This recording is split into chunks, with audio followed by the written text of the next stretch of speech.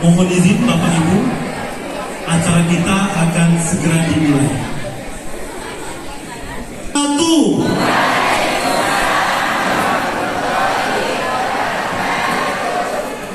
Tabi'un. Alhamdulillahirabbil alamin. Puji syukur senantiasa kita panjatkan kehadirat Tuhan Yang Maha Esa atas rahmat dan karunia-Nya, sehingga kita dapat berkumpul di aula SMK Negeri 1 Tulang Bawang Tengah dalam keadaan sehat walafiat untuk mengikuti sosialisasi 5 pilar pendidikan karakter Tubaba dan program Kurban Kabupaten Tulang Bawang Barat. Kabupaten Tulang Bawang Barat, Bapak Nurholis Majid MM, Ketua Soprayon dan K3S SD dan PAUD, Kepala Sekolah dan Guru PAUD Tengah dan Pagar Dewa. Acara pada pagi hari ini Kamis dengan susunan acara sebagai berikut. Yang pertama, pembukaan. Untuk membuka acara kita pada pagi hari ini, marilah kita bersama-sama membacakan Lapas Basmalah, lagu Indonesia Raya dan Mas Tubaba. Hadirin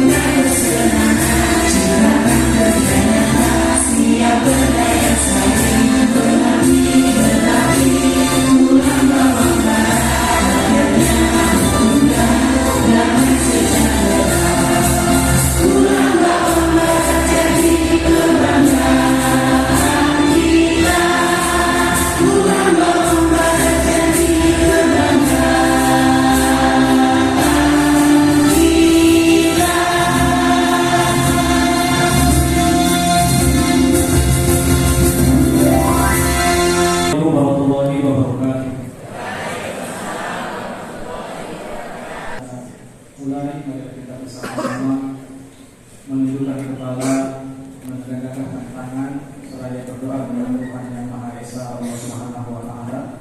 Izinkan saya memandu doa ini dalam agama Islam, agama yang lain keseluruhan Indonesia. A'udzubillahi minasyaitonir rajim. Bismillahirrahmanirrahim. Hayyu ya qayyum ya Allah, segala puji bagimu. Jam ketiga selesai, jam keempat dimulai.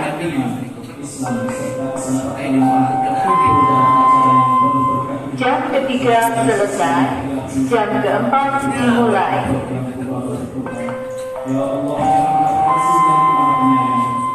The third period is off. The fourth dan SMP Kabupaten Tulang Bawang Barat ini pada umumnya dan Kecamatan Tulang Bawang Tengah dan Pagar Dewa pada khususnya. Ya Allah, jadikanlah kami para pendidik yang ikhlas, sabar, dan penuh kasih sayang dalam mendidik anak-anak bangsa menuju akhlak yang mulia dan karakter yang kuat. Ya Allah, berkatilah kegiatan kami hari ini. Jadikanlah sosialisasi ini sebagai langkah nyata dalam menanamkan nilai-nilai karakter leluhur. cinta Tuhan dan ciptaannya, disiplin, kerja keras, tanggung jawab dan gotong royong di hati para peserta didik kami. Bimbinglah kami ya Allah agar selalu meneladani Rasulullah SAW dalam mendidik dengan kasih dan keteladanan. Ya Allah, melalui program untuk Bapak Bertobat ini juga tumbuhkanlah semangat kepedulian kami, keikhlasan dan pengorbanan di antara kami semua. Jadikanlah nanti kurban-kurban yang ada di dalam barakahnya bukan hanya sebagai ibadah ritual, tetapi juga wujud nyata kepedulian sosial dan cinta terhadap sesama. Ya Allah, anugerahkanlah kepada pemimpin kami kekuatan, kesehatan, dan kebijaksanaan dalam memimpin daerah ini menuju ke lorong barat yang sejahtera, merata, kreatif, inovatif, dan maju. Satukan hati kami, ya Allah, dalam kebaikan, jauhkan dari perpecahan, dan kuatkan langkah kami untuk terus berjuang di jalan-Mu. Rabbana zalamna anfusana wa illam taghfir lana wa tarhamna lanakunanna minal khasirin. Rabbana ya Allah, atina fid dunya hasanah wa fil akhirati hasanah wa qina adzabannar wa adkhilna jannata ma'al abrar ya aziz ya ghaffar walhamdulillahi rabbil alamin. Dilakukan oleh Allah Subhanahu wa taala. Amin amin ya rabbal alamin. Selanjutnya, laporan PLT Dinas Pendidikan dan Kebudayaan Kabupaten Tulang Bawang Barat oleh Bapak Rodianto SPD MPD. Kepada Bapak kami persilakan dengan segala hormat. Assalamualaikum warahmatullahi wabarakatuh. Assalamualaikum. Yang saya hormati dan yang saya banggakan Bapak Bupati Bawang Barat, Bapak Ini Bapak SD, yang saya hormati juga pimpinan bersama pada kesempatan yang hadir, Pak Asisten Bapak Guru Budiono SSMH, yang saya hormati Bapak Camat Tulungagung. Kemudian dilanjutkan di Kecamatan Gunung Agung dilaksanakan pada tanggal 9 Oktober 2025 di SDN 14 Gunung Agung. Selanjutnya kecamatan dilaksanakan di Kecamatan Tulang Bawang pada tanggal 13 Oktober 2025. Yang keempat, Kecamatan Gunung Terang dan Batu Putih pada tanggal 14 Oktober di Balai Desa Gunung Terang melibatkan peserta dari 3 wilayah untuk efisiensi dan penguatan kegiatan antar sekolah. Di Kecamatan Lampung Kibang, Wayanangan dan Lembaga Dewa, wilayah utara pada tanggal 15 Oktober 2025 di gedung SHK Lampung Kibang yang dihadiri oleh Bapak Bupati dengan beserta pengawas kepala sekolah, guru TK SD dan SMP.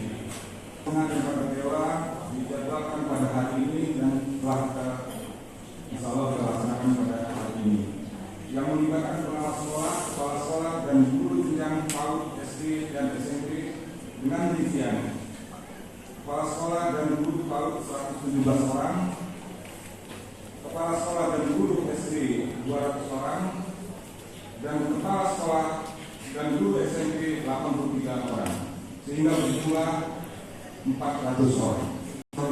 Kegiatan ini menitik beratkan pada pemahaman implementasi 5 pilar pendidikan karakter lembaga, yaitu cinta Tuhan dan segenap ciptaannya, disiplin, sopan santun, kerjasama, dan yang kelima cinta tanah air dan peduli lingkungan.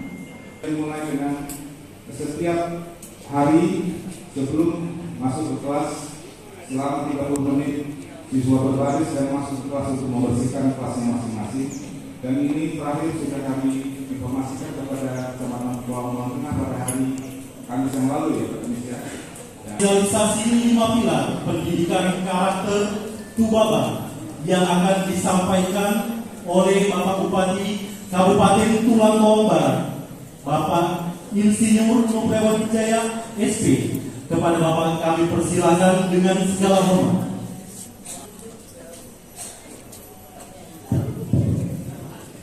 Coba kelas suaranya. Assalamualaikum warahmatullahi wabarakatuh.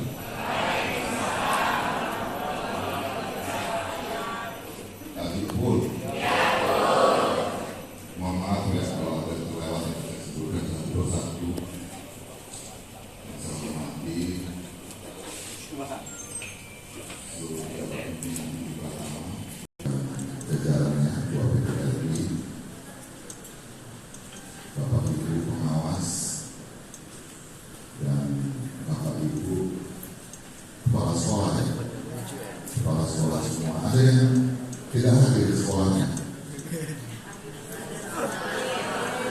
Ada yang mewakili? Serius? Jujur?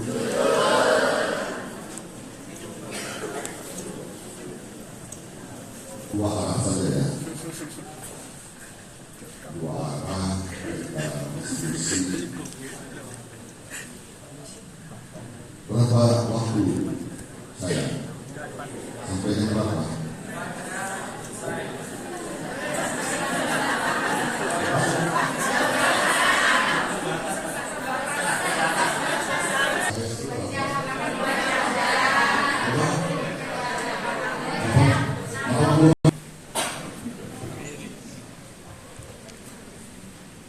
Apa yang materi?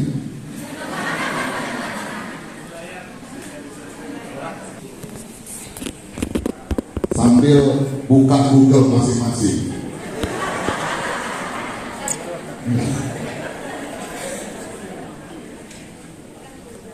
Sambil buka Google masing-masing. Buat judulnya di Google itu sistem pendidikan terbaik di dunia.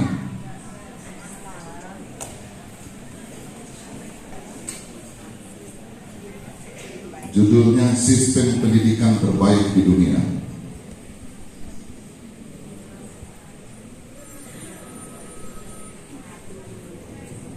Bagus kan sinyalnya? Apa nggak ada pak? Ada yang nggak ada pakai?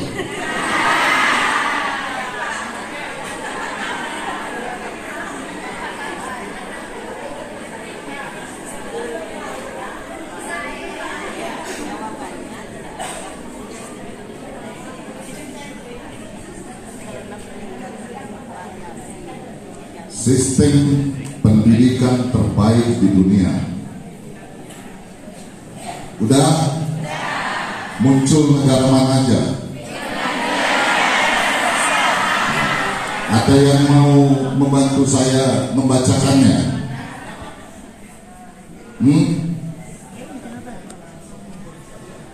Finlandia dan Korea Selatan sering disebut sebagai negara dengan sistem pendidikan yang terbaik di dunia. Finlandia diakui karena pendekatannya yang berpusat pada siswa, fokus pada pengalaman belajar, minimal PR dan profesionalisme guru, sementara Korea Selatan unggul dalam hasil akademisnya.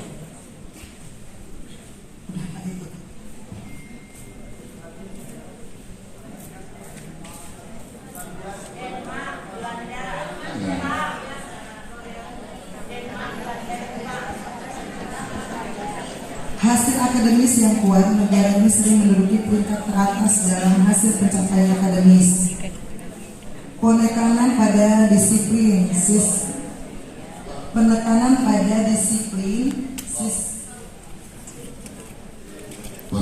pada disiplin ya. Siswa terbiasa belajar dengan pola yang disiplin dan terstruktur.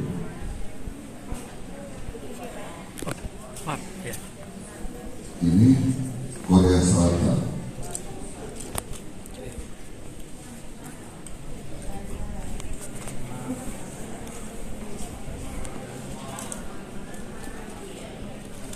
Lalu Finlandia, proses profesionalisme guru.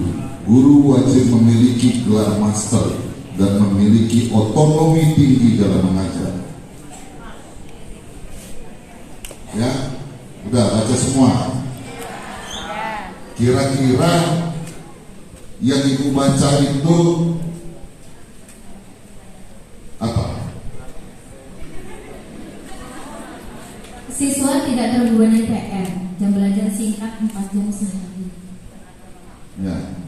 Nah, kira-kira negara-negara yang Bapak Ibu baca itu sistem pendidikannya itu lebih hebat atau lebih jelek dari Indonesia? Nah, terus dibandingkan sistem pendidikan itu dengan Indonesia, beda kan? Sistem pendidikan Indonesia seperti apa?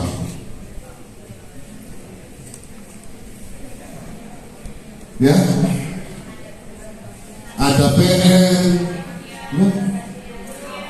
hafalan segala macam, tapi kok hasilnya lebih baik mereka?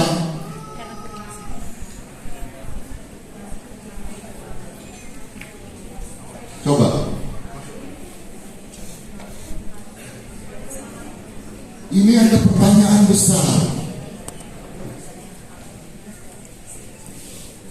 ya kan? Sangat sederhana kan sistem pendidikannya. Kalau pendidikan kita ini nggak jelimet,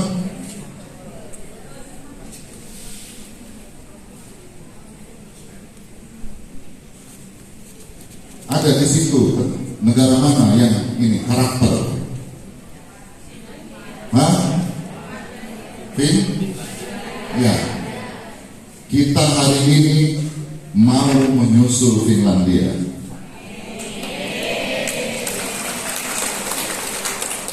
Setuju nggak? Baik. Lalu saya bertanya, ada yang tahu kenapa, atau pertanyaannya, apa beda mendidik dengan mengajar? Unjuk tangan. Berikan mic.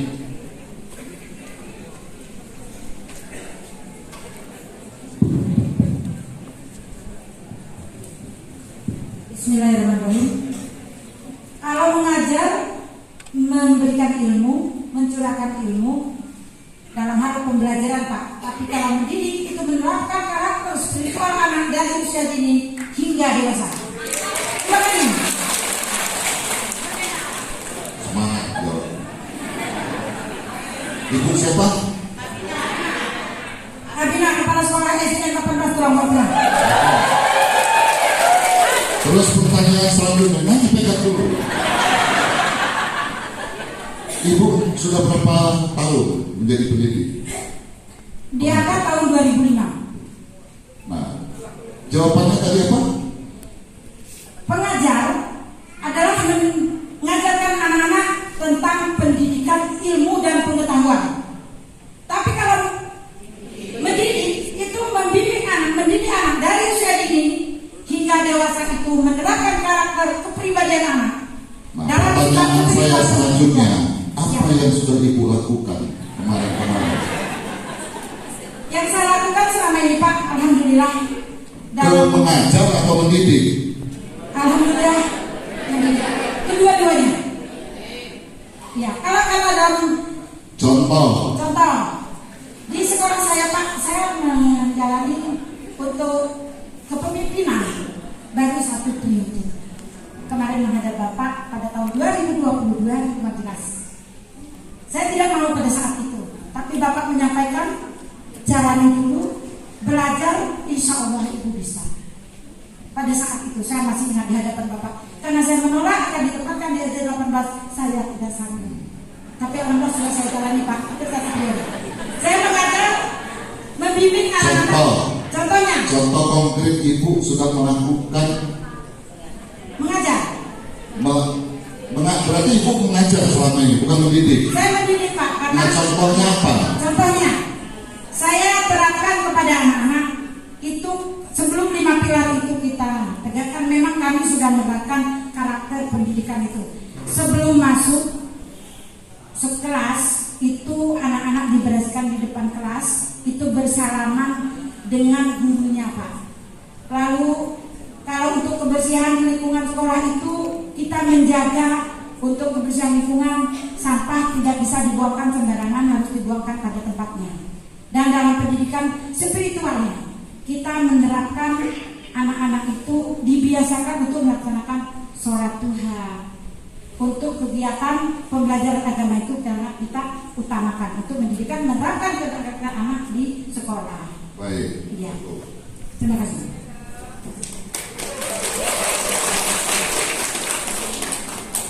Tapi kalau saya nggak percaya,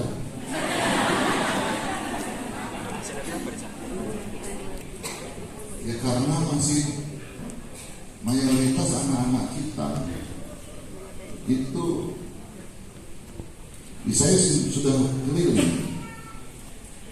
Saya mengamati, kita ada kegiatan Forkopimda masuk sekolah. Saya sering mengamati, masih jauh, masih perlu kerja keras kita. masih perlu kerja keras. Jadi kalau kata orang Jepang, ini fokus ya, kalau kata orang Jepang, untuk merubah pola pikir, mindset masyarakat Jepang untuk tidak buang sampah sembarangan, untuk bisa punya rasa disiplin, untuk punya budaya antri, mereka butuh waktu ratusan tahun. Jangan cuma betul-betul saja. Mereka butuh waktu ratusan tahun dan butuh kerja keras dan butuh kolaborasi semua elemen. Tapi untuk membuat anak-anak Jepang pintar matematika, pintar fisika, pintar ilmu pengetahuan, mereka hanya butuh waktu 6 bulan untuk mendidiknya, untuk mengajarnya.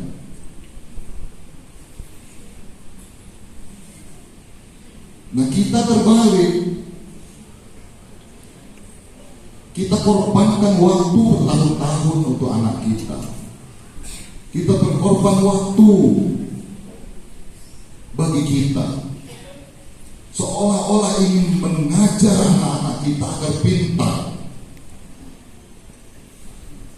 Kita kehilangan waktu. Ternyata hasilnya seperti ini. Yang saya katakan tadi, yang saya tanya tadi, sudah lebih baikkah kita dari yang ibu bapak baca tadi? Negara-negara penerap sistem pendidikan terbaru. Coba, sudah lebih baikkah dari Korea Selatan, Finlandia, Jepang? Sudah lebih baikkah kita? Bukan belum lagi, jauh. Kita kehilangan waktu. Anak-anak kita kehilangan waktu. Karena rata-rata kita mengambil pilihan mengajar, bukan mendidik.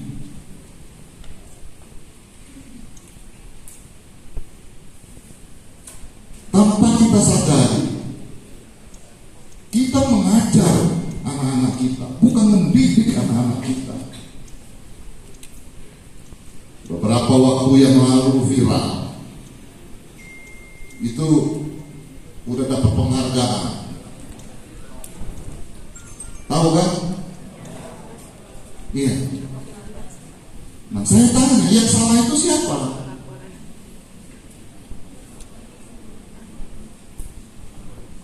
Tidak, bukan anaknya. Kita harus jujur. Yang salah itu adalah guru dan orang tua.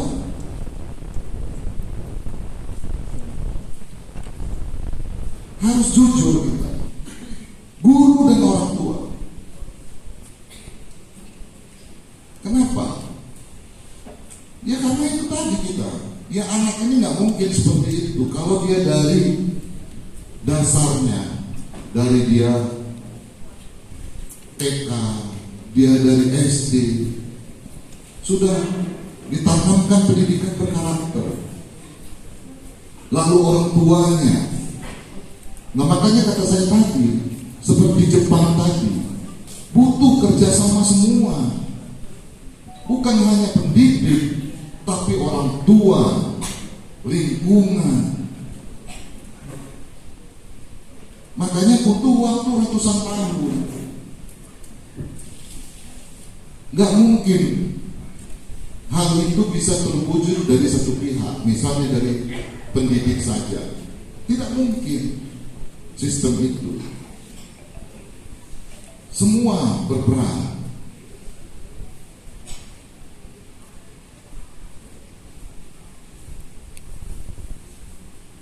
Jadi terus saya mau bertanya lagi,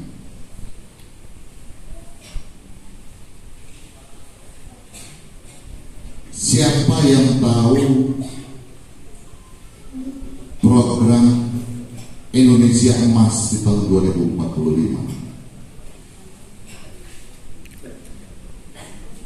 Ayo, angkat tangan.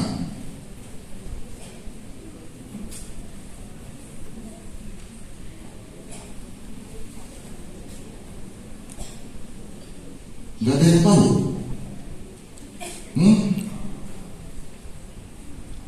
Baru dengar ini. Ya.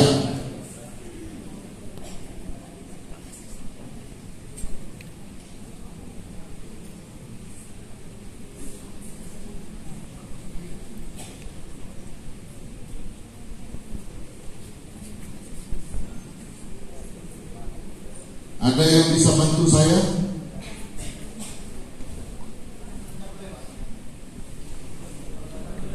Iya. Nanti dulu saya bertanya. Jujur jawabnya. Pernah dengar Indonesia Emas tahun 2045? Kemarin dengar dari Bapak waktu hari Sabtu. Jujur, kan Bapak itu jujur, jadi saya jujur. Baru kemarin dengarnya. Coba, ada yang bisa jawab saya? Kalau seorang pendidik, kepala sekolah, baru dengar kemarin Indonesia Emas 2045, pertanyaan saya, itu bisa dicapai nggak nanti? Jawab. Insya Allah, Pak. Insya Allahnya dari mana orang baru dengar juga kemarin?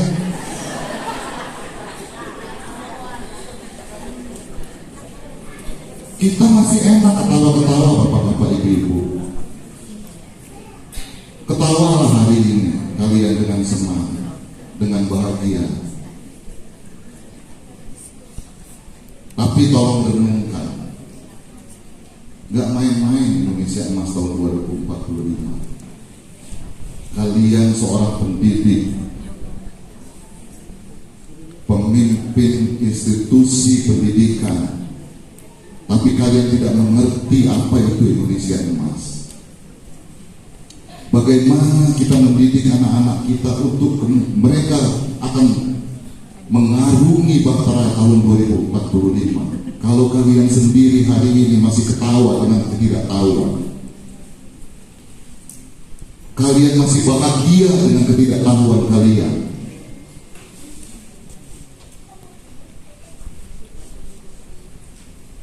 Bayangkan anak-anak kita nanti di tahun 2045, anak-anak yang kalian didik sekarang, tapi kalian masih ketawa. Coba tolong renungkan, kalian masih happy. Yang kalian pikirkan hanya kepentingan pribadi kalian. Anak-anak kita sekarang ini 20 tahun akan datang yang akan bertarung di tahun 2045.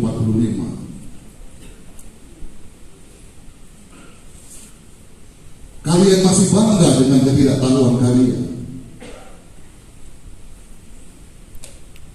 Coba tolong renungkan.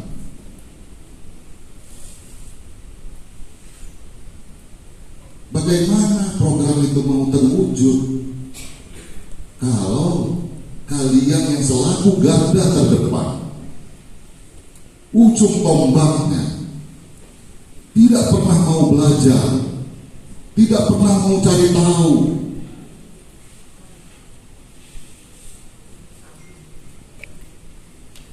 Apa itu yang dikatakan pendidik?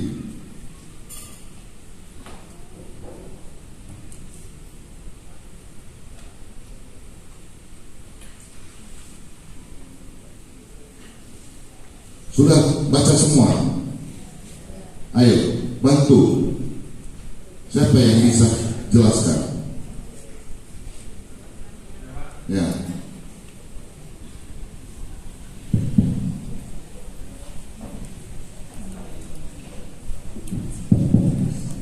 Assalamualaikum warahmatullahi wabarakatuh. Terutama kalau untuk masalah pendidikan ini MBG, Pak. Cuman ya yang saya lihat, yang kami alami di bawah, khususnya untuk MBG ini benar dari pemerintah. Artinya masyarakat ini kan dibantu. Cuman kadang-kadang siswa ini kesusahan untuk makan, Pak. Stop. Bapak kepala sekolah mana? Bukan, Pak, saya guru. Guru. Ya. Guru apa? Guru SD, Pak. Kira-kira kalau Bapak bertanya dengan muridnya 2 tambah 2, terus muridnya jawab ke pasar, Pak. Iya Pak, di Indonesia Emas yang saya baca tadi, salah satu program dari pemerintah itu kan makan bergizi gratis. Maka saya menerangkan itu. Stop. Bapak-bapak, ibu-ibu nilai sendiri. Tepat nggak jawabannya? Lain yang ditanya, lain yang dijawab.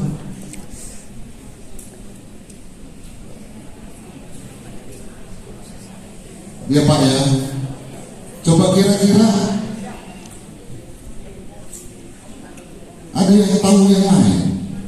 Ditanya Indonesia Emas ngomonginnya MBG.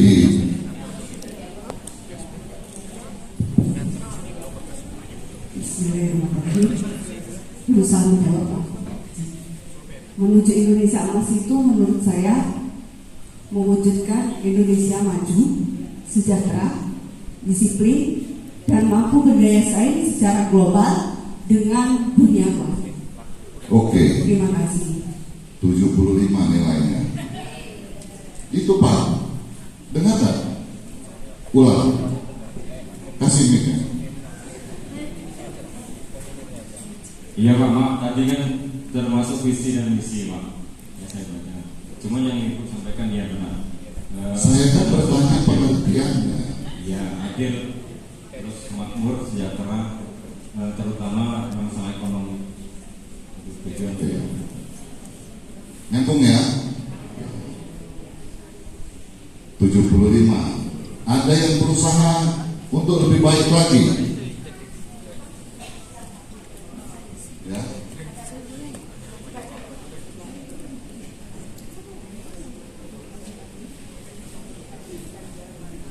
Ya.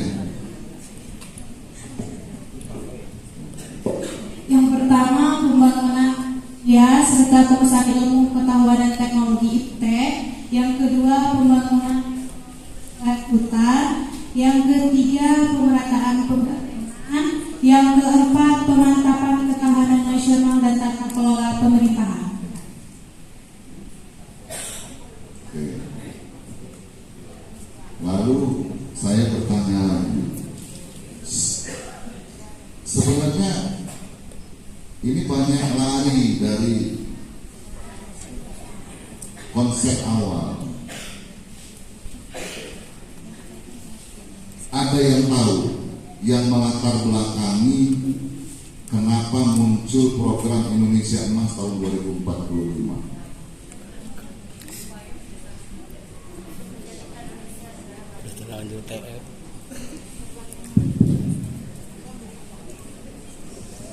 Bismillahirrahmanirrahim. Assalamualaikum warahmatullahi wabarakatuh. Izin menjawab Pak.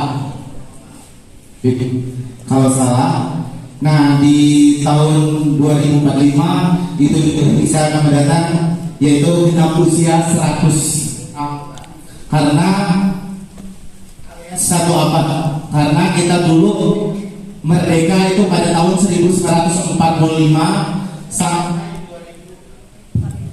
2045 itu genap negara kita itu 100 tahun merdeka. Jadi ditargetkan Indonesia sudah menjadi negara maju, modern dan sejajar dengan negara-negara adidaya di dunia. Terima kasih.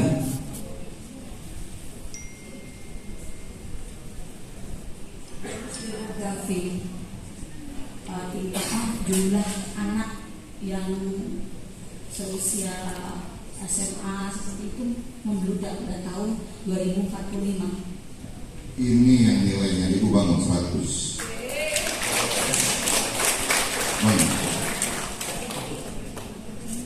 Ini kalau yang dijawab tadi itu tataran teori-teori naik. Orang juga tahu kalau emas itu 100 tahun. Bukan itu sesungguhnya. Lalu tata kelola tadi segala macam infrastruktur itu teori-teori.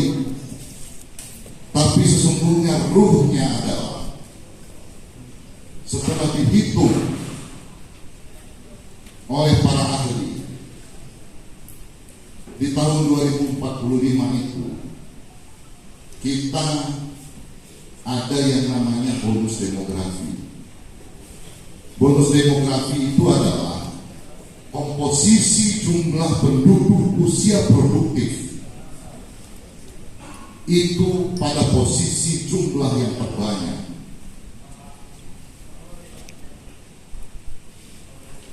Nah, coba kita bayangkan kalau nanti yang kata saya tadi, anak-anak kita hari ini yang rata-rata hari ini umur berapa?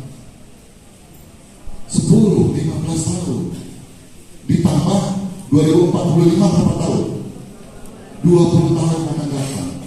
Berarti 20 tambah usia hari ini 30-35 mereka. Mereka nanti yang berada pada posisi usia produktif. Bayangkan kalau mereka nanti pada saat mereka usia produktif di tahun 2045, mereka tidak punya modal apa-apa.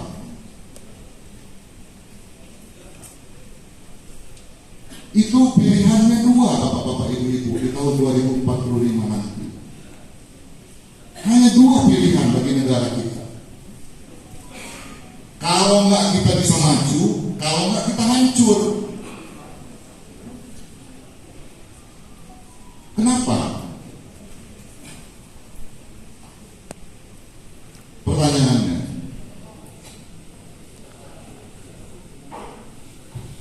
ada yang tahu? Ya. Terima kasih. Perkenalkan, nama saya Yudho Sampurno, tugas eksekutif Fakultas Ilmu. Berkaitan dengan tadi program Indonesia Emas, bahwasanya 2045 Indonesia mengalami yang namanya bonus demografi, di mana usia produktif lebih banyak daripada yang tidak produktif atau kurang produktif. Pertanyaan Bapak tadi adalah berkaitan dengan dua hal. Kalaupun bisa maju dia maju, kalaupun dia maju dia maju. Kenapa? Karena usia produktif tadi, Pak. Kalau kemudian tidak bisa memanfaatkan bonus demografi tadi yang menjadi kekuatan luar biasa, dia akan menjadi beban negara. Itulah tugas kita sekarang untuk mendidik anak-anak kita. Terima kasih. Nah, kira-kira kalau kita hari ini masih ketawa dengan ketidaktahuan kita, menurut Bapak seperti apa?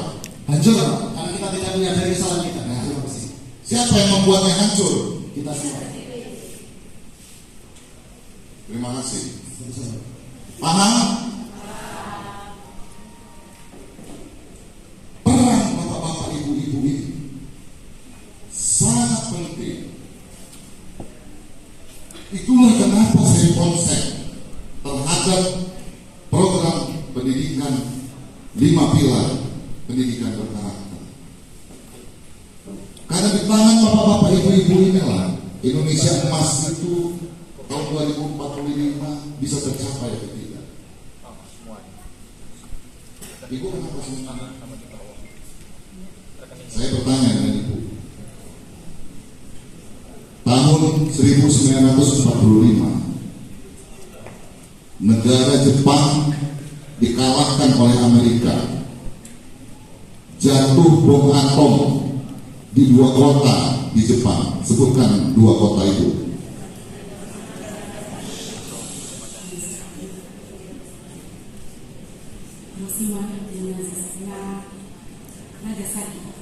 Alhamdulillah, selamat Ibu.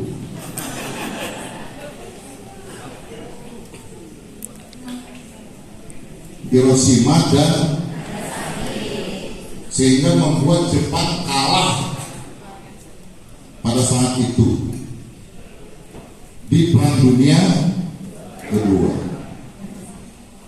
Ya kan? Nah, lalu setelah Jepang kalah di Perang Dunia Kedua,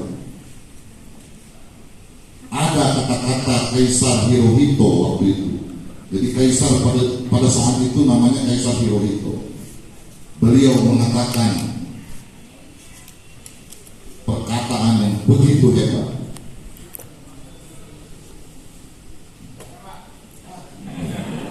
Agak kejauhan. Berapa jumlah guru yang masih hidup? Maksudnya Ada yang tahu?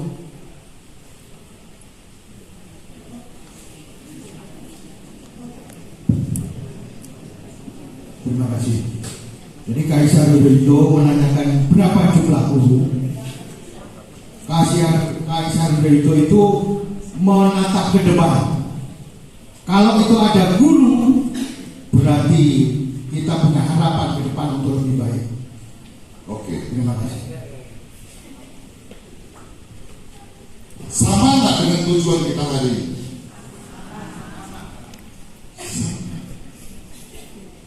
Kaisar Hirohito tidak bertanya berapa jumlah jenderal yang tersisa.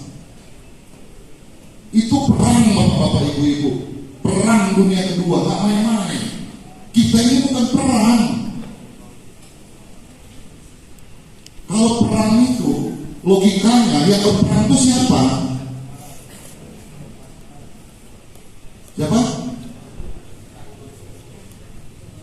Tentara kan? Tapi Kaisar tidak bertanya berapa jumlah jenderal yang tersisa, berapa jumlah pasukan yang tersisa, berapa jumlah pesawat, tank yang tersisa. Tidak beliau tanyakan, tapi justru beliau bertanya berapa jumlah guru yang tersisa.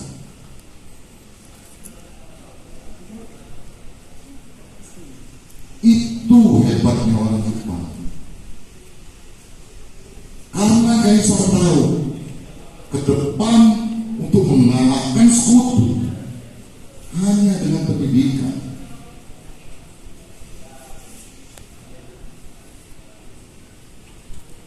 Inilah yang melandasi saya untuk membuat program ini.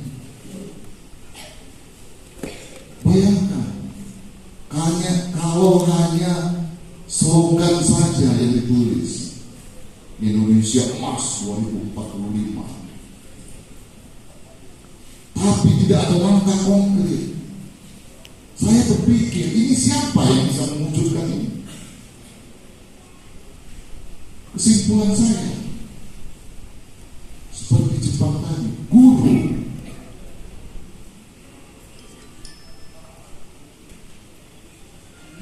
Sepakat nggak? Hanya guru kuncinya.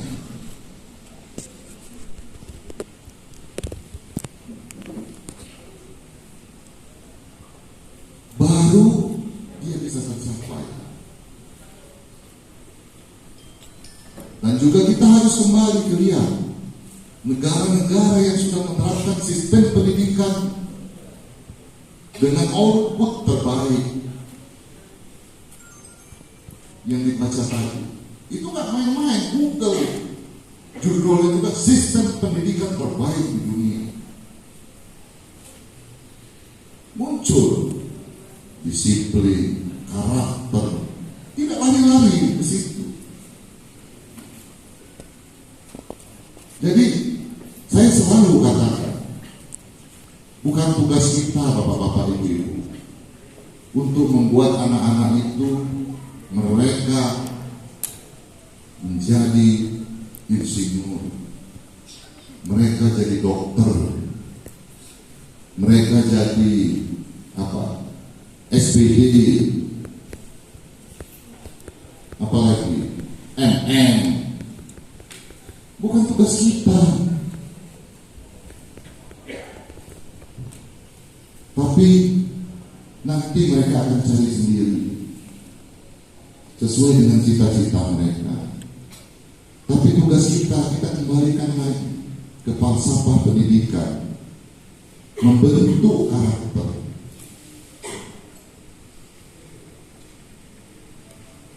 Nah inilah yang 5 pilar itu. Yang pertama apa?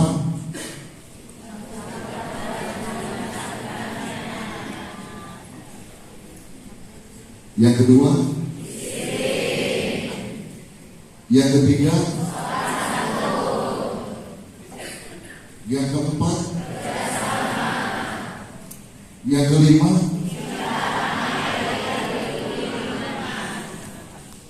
sederhana kan? Ada yang di situ muluk-muluk. Yang saya rasa 5 pilar justru ada di tubuh kita. Apalagi kalau kita mau bicara agama, ada semua 5 pilar itu. Muslim ada, Nasrani, terutama agama Samawi ada. Tapi kenapa justru Jepang, tahu agama Jepang agama apa? Hah? Shinto, yang embung Shinto Ikobo, kok justru mereka ngambil intisari ajaran kita, terus kita sendiri menerapkan nggak ngerti saya. Itu coba baca tadi kan, Finlandia, Korea Selatan, Jepang, justru mereka menerapkan itu. Nah sementara kita, coba di Jepang kalau ketemu sampai begini, coba anak-anak kita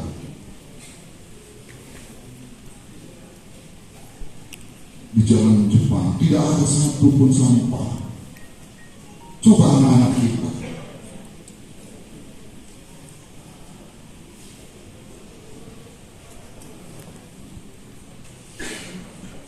jajan pulang sekolah, minum es pakai plastik, begitu selesai buang.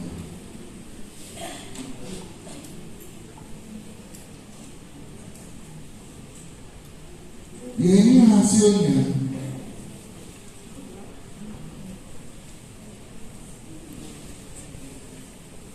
Nah ini bapak-bapak, ibu-ibu yang akan kita terapkan di Kabupaten Tubaban. Nah dari 5 pilar yang disebutkan tadi,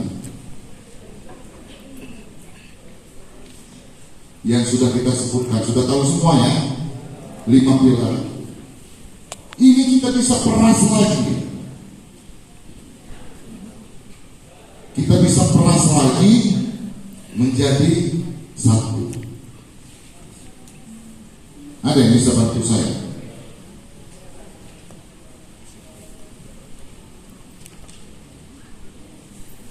Ada yang bisa bantu saya?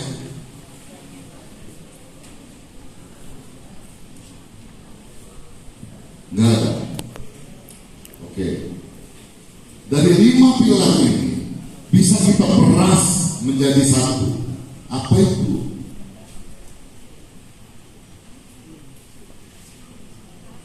Disiplin.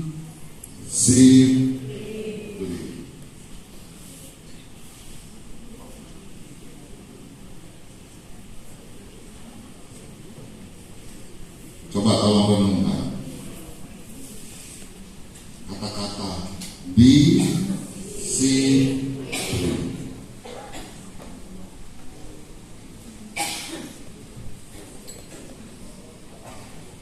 Ini kata kunci.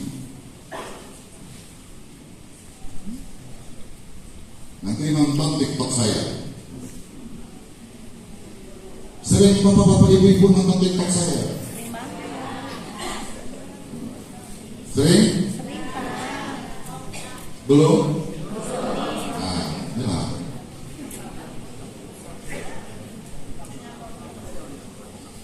Nanti segera kita nonton itu. Kenapa disiplin?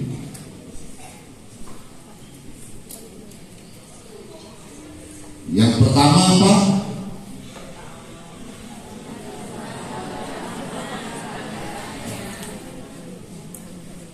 Di situ harus ada kedisiplinan. Kita muslim, kalau nggak disiplin, sholat kita subuh ada waktunya, zuhur ada waktunya, Nasrani ya kan? Ada waktu-waktu yang sudah diatur. Dan jangan lupa Bapak-bapak Ibu,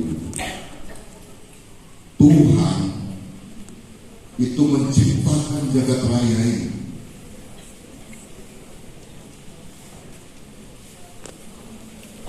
dengan kedisiplinan. Percaya nggak? Matahari pada posisinya,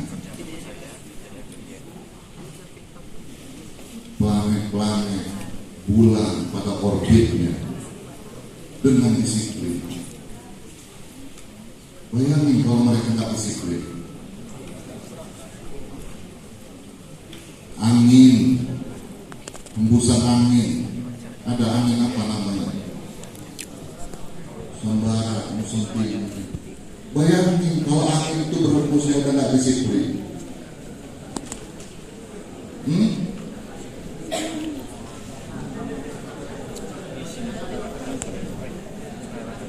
Air mengalir dengan kedisiplinannya.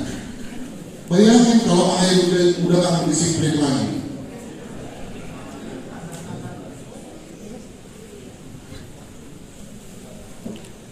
Dengan disiplin.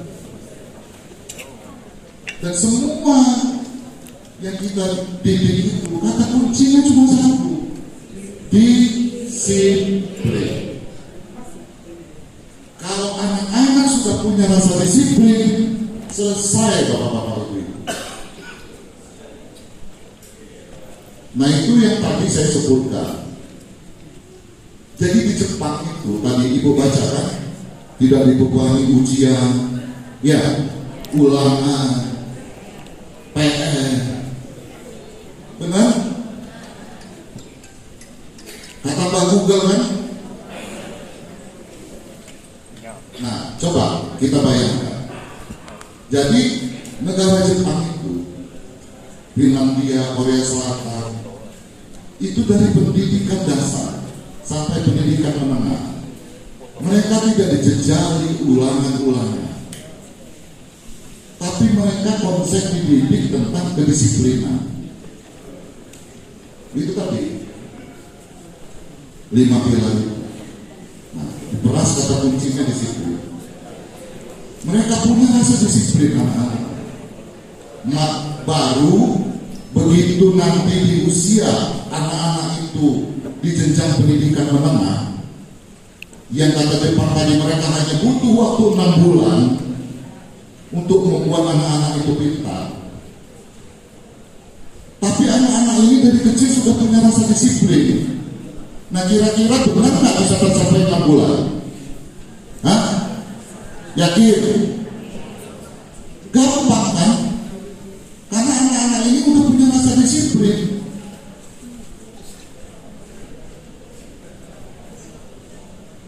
Nah, kita balik dengan keadaan Indonesia sekarang.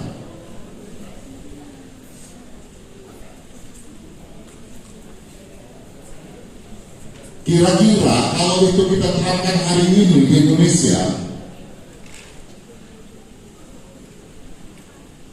bisa berhasil nggak?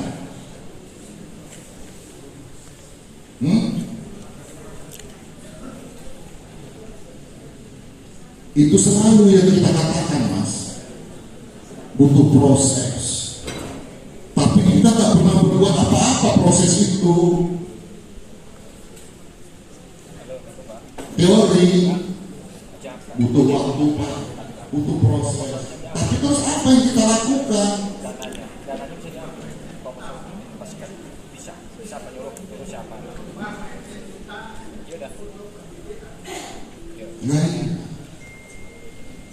Nah, jadi kalau kira-kira anak kita hari ini yang tidak punya rasa disiplin, kalau kita terapkan seperti Jepang tadi, berhasil kan? Ya bukan belum, tidak mungkin. Jadi ada hasil penelitian, diteliti di 2 anak. Anak pertama itu begitu pulang sekolah langsung tasnya dilempar di kursi, buka sepatu, yang kanan di mana, yang kiri di mana, langsung selonjoran di kursi. Hasil penelitiannya, anak ini tidak mungkin berhasil. Penelitian kedua, begitu pulang sekolah, tasnya dia letakkan di tempat sebagaimana mestinya. Dia buka sepatu, dia taruh di rak sepatu, dia masuk kamar, dia buka bukunya dari tas tersebut, dia susun sebagaimana mestinya. Lalu dia ambil buku untuk besok.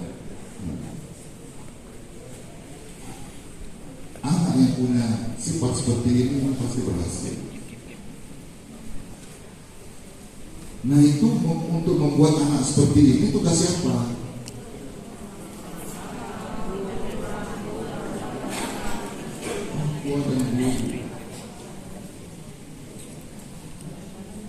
Nah, bagaimana cara membuat anak ini disiplin?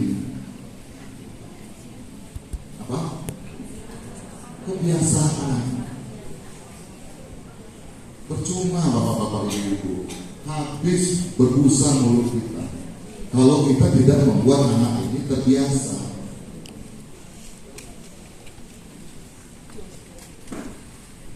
Nah, biasakan anak-anak ini untuk berdisiplin. Itu kata kunci.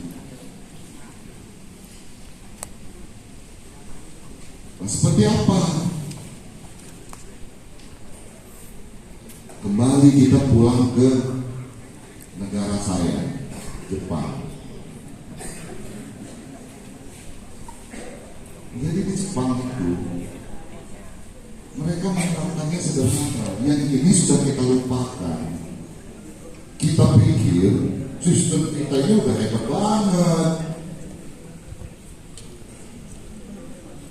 Ternyata orang Jepang itu justru melakukan hal-hal yang sederhana.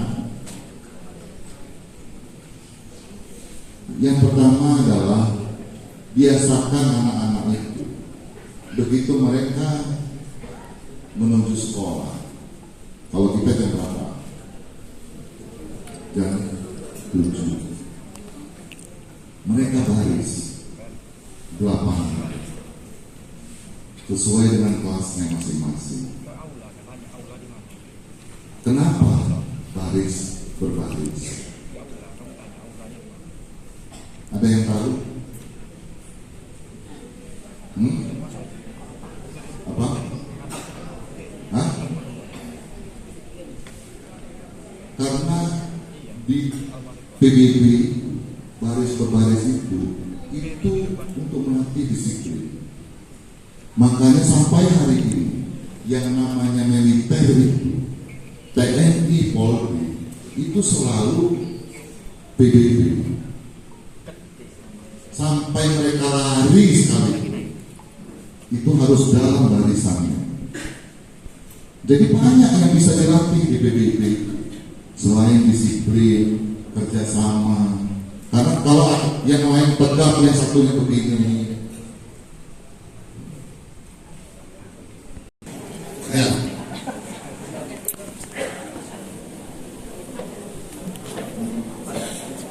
Begitu juga di sekolah bapak-bapak ibu-ibu. Ya. Ibu buka jendela. Nah, tolong sama tangannya begini. Terus kan? Nah, apa itu?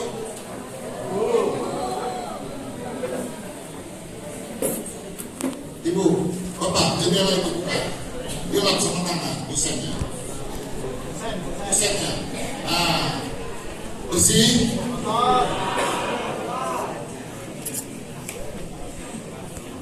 Ya begitulah sekolahan kita.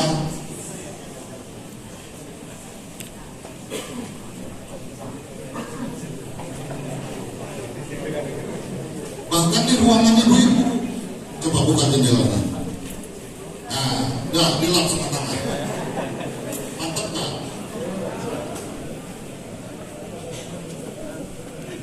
Begini kita mau niru Jepang. Ya, seperti ini kita mau niru Jepang. Ibu buka jendelanya.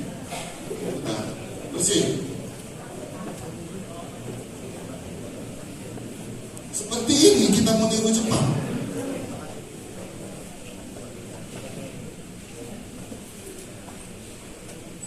Ini kan sederhana, tapi luar biasa bagi Jepang. Bersihkan semua. Toilet setiap hari itu satu kelas diatur piket untuk membersihkan toilet. Sehingga toilet di sekolah itu bersih. Setelah bersih, anak-anak kalau mau ke toilet lepas. Nah, pertanyaan saya, kalau dari kelas 1 SD ini diterapkan sampai kelas 6 SD, kira-kira kebiasaan ini dibawa ke rumah enggak? Minimal 40% saja. Ini nanti ibunya bingung. Kok anak ini rajin, kamarnya tertata rapi, malah anaknya yang ngomelin ibunya.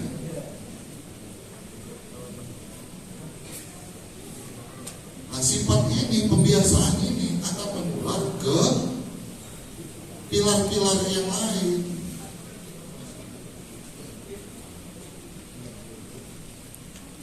Dia belajar dengan disiplin.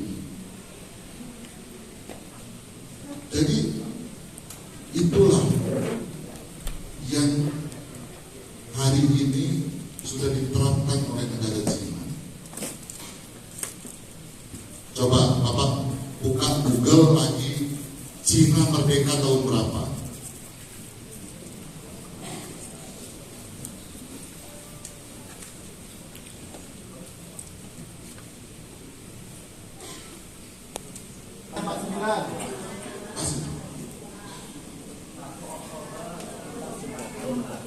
Oktober 1949 ya.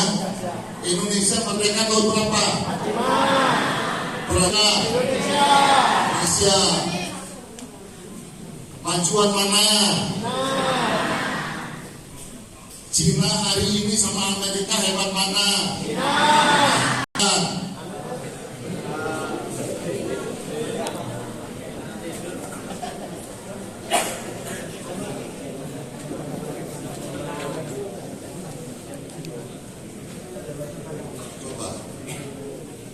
Malu nggak kita?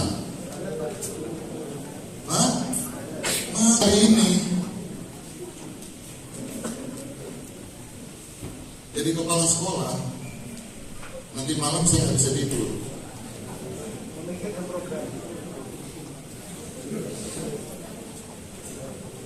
Bayangkan, kenapa? Karena Cina juga sudah melewati yang namanya seperti kita tadi, Indonesia emas. Cina itu sudah lewat dan mereka berhasil memanfaatkan bonus demografi. Berapa tahun Cina mempersiapkannya? 50 tahun Bapak-bapak Ibu. Mereka persiapkan Cina emas itu. Sehingga bonus demografi mereka berhasil. Semua hari ini produk-produk membanjiri dunia. Amerika kewalahan. Bapak-bapak ibu-ibu dengar hari ini Amerika sedang apa? Hah?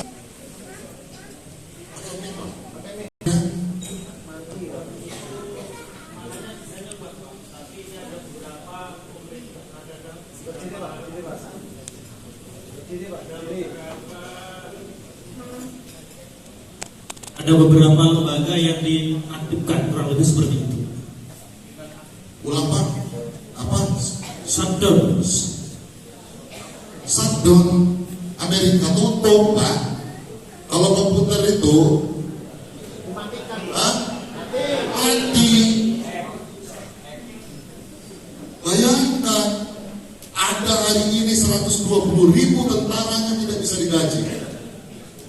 Pegawai-pegawai negerinya nggak bisa digaji. Masih enak bapak-bapak ibu-ibu ini. Sertifikasinya masih itu Amerika adidaya begini-begini Pak Macina kelompok-kelompok yang merdeka tahun 49. Bayangkan Amerika bukan Google merdeka tahun berapa?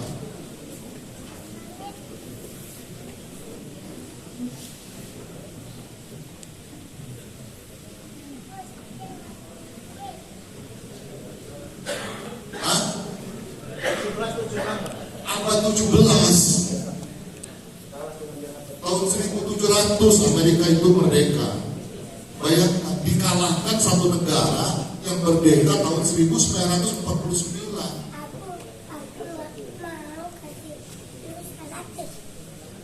Kenapa?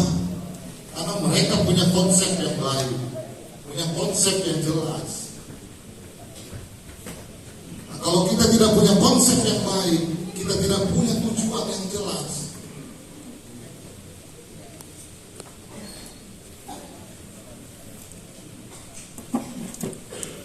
Nah inilah bapak-bapak ibu-ibu, saya ingin membangun kesadaran bapak-bapak ibu-ibu. Sekali lagi, Indonesia emas di tahun 2045 ada di tangan bapak-bapak ibu-ibu. Karena di depan bapak-bapak ibu-ibu manusia-manusia yang nanti akan mengarungi bahtera tahun 2045. Nah mari kita terapkan sistem 5 pilar pendidikan berkarakter di Tuban. Kita singkirkan yang selama ini untuk membuat anak-anak kita itu hebat ilmu pengetahuan. Bukan itu tujuannya.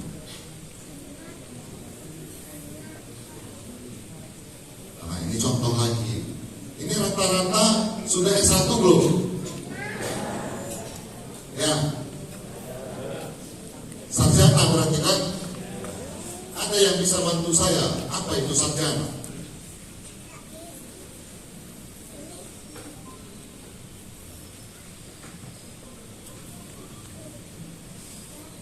Buka lagi, ini gimana ini?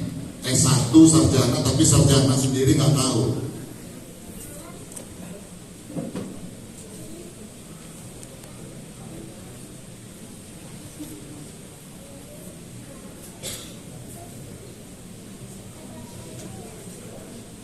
Sarjana itu bapak-bapak ibu-ibu itu dari bahasa Inggris apa? Saya ini kurang bagus bahasa Inggris. Bestseller. Bestseller itu sarjana. Sarjana itu adalah seseorang yang dididik untuk mempunyai kemampuan untuk berpikir secara bebas, untuk bisa berbicara dengan baik, berpikir bebas. Itu sarjana. Bukan seperti sekarang. Sarjana, selesai sarjana cari kerja. Bukan seperti itu. Sarjana itu bapak-bapak ibu-ibu adalah orang-orang yang begitu sudah sarjana justru mereka membuat lapangan pekerjaan. Jadi kalau bapak-bapak ibu-ibu hari ini punya anak dididik sekolah sampai sarjana, terus bapak-bapak ibu-ibu masih pusing, anak-anaknya belum kerja, bapak-bapak ibu-ibu masih molot.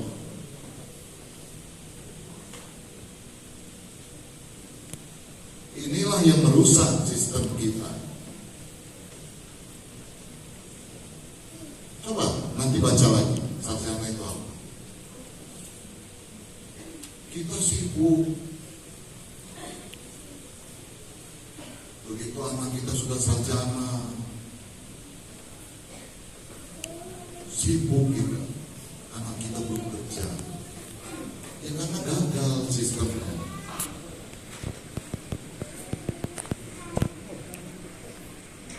Jadi kalau kita punya mindset seperti itu, bapak-bapak ibu-ibu, ya alamat lagi 2045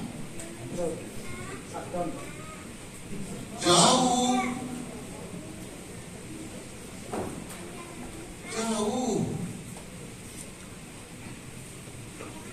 Kalau di Cina itu sarjana yang masih ketergantungan dengan pekerjaan,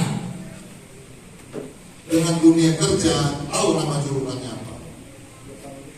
Manusia ekor busuk.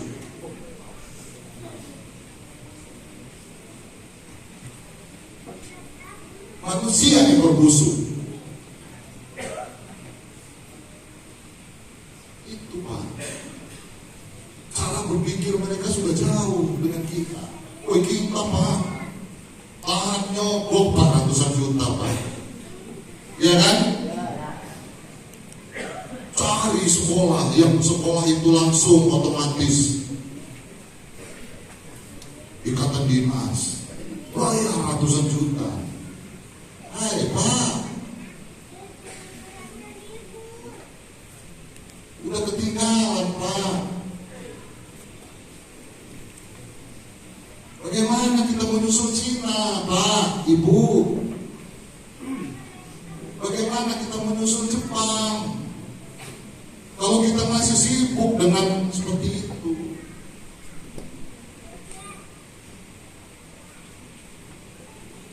Sarjana di Cina, di Jepang, mereka kreatif. Justru menciptakan sesuatu.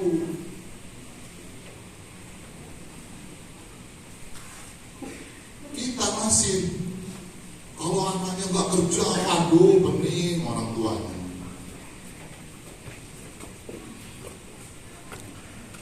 Sedih kita, mimpi kita mau mencapai Indonesia emas. Jual harta kita. Kenapa? Jual kebun apa? Anak saya masuk. Menurut dada saya.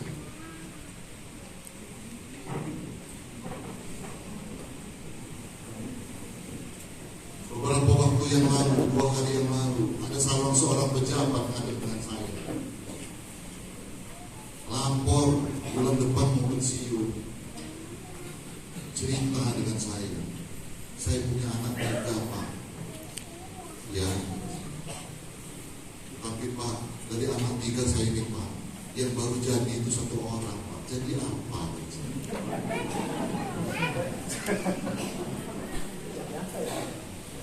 Ya alhamdulillah Pak, satu itu sudah jadi PNS Pak. Guru.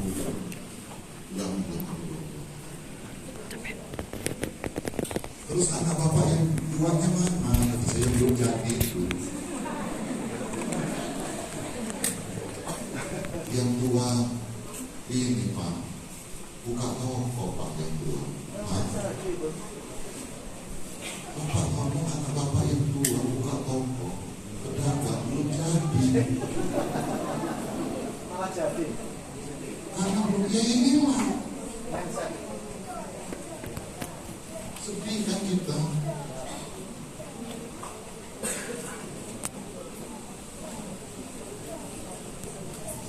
Saya ini dulu bapak-bapak ibu, saya sekolah SMP Serius.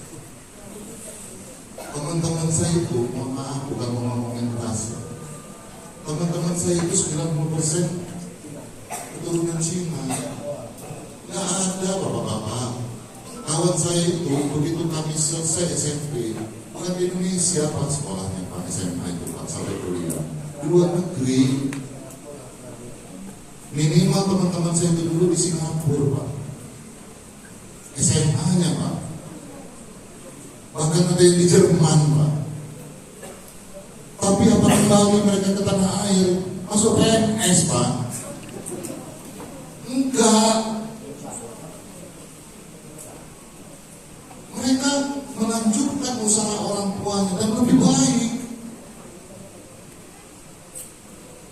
Kita kan enggak. Bukan di Indonesia Pak, bayangin sedikit sekali Pak teman saya SMP itu yang SMA-nya melanjutkan di Indonesia. Minimal mereka tuh di Singapura. Sekarang ini udah pada kembali Pak. Ya itu. Kita masih mentalnya mental pekerja.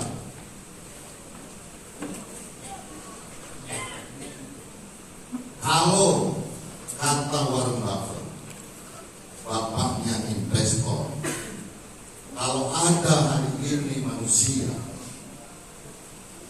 yang masih bekerja untuk mencari uang, maka dia termasuk manusia yang seumur hidupnya akan bekerja untuk mencari uang. Tapi jadilah manusia yang uang bekerja untuk kita. Itu kata Warren Buffett. Nah, orang Indonesia masih memilih bekerja seumur hidupnya untuk mencari uang. Seharusnya uang yang bekerja untuk kita. Nah, inilah mental orang Cina. Orang Cina itu mereka uangnya bekerja untuk mereka. Makanya mereka gemar berinvestasi.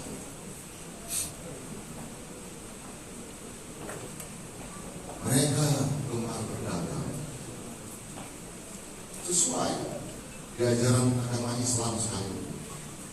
Dari 10 pintu rezeki yang diciptakan Allah, 9-nya dunia. Kita kan buka PNS kerja.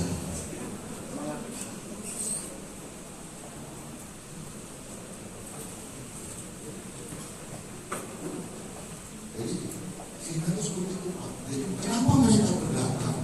Karena mereka membuat uang itu bekerja untuk mereka. Mereka beli sesuatu harganya 1.000, mereka jual 1.200. Ini kan uang yang bekerja untuk mereka. Kalau kita enggak, terus mereka itu namanya investasi. Itu beda. Nah, mindset yang kata Bapak tadi itu yang butuh memang waktu ratusan tahun untuk berubah. Butuh perjalanan yang panjang. Nah, kalau kita sendiri masih seperti itu, ya alamat kita tidak akan bisa mencapai program kita. Saya tidak ketemu sampai per hari ini yang punya regulasi, punya program yang jelas untuk menghadapi Indonesia Emas 2045. Saya belum ketemu. Yang saya ketemu hanya itu tadi, retorika. Saya lihat retorika kalau Bapak Ibu cari di Google Indonesia Emas apa, bla bla bla bla bla, perbaiki infrastruktur kota pulau, itu retorika. Tapi yang paling penting adalah untuk mencapai Indonesia Emas itu, yang paling penting adalah pembangunan sumber daya manusia. Itu yang paling penting. Setuju? Kita semangat menerapkannya. Sederhanakan dan muluk-muluk. Sepakat? Alhamdulillah. Kita mulai dari kesederhanaan. Kita mulai dari hal-hal yang sederhana. Satu kata kuncinya adalah disiplin. Disiplin itu ada kata kunci lagi, melatih kebiasaan. Oke? Sederhana kan? Kalau Bapak lihat tadi, kayaknya ngejelimet. Lalu kita masuk ke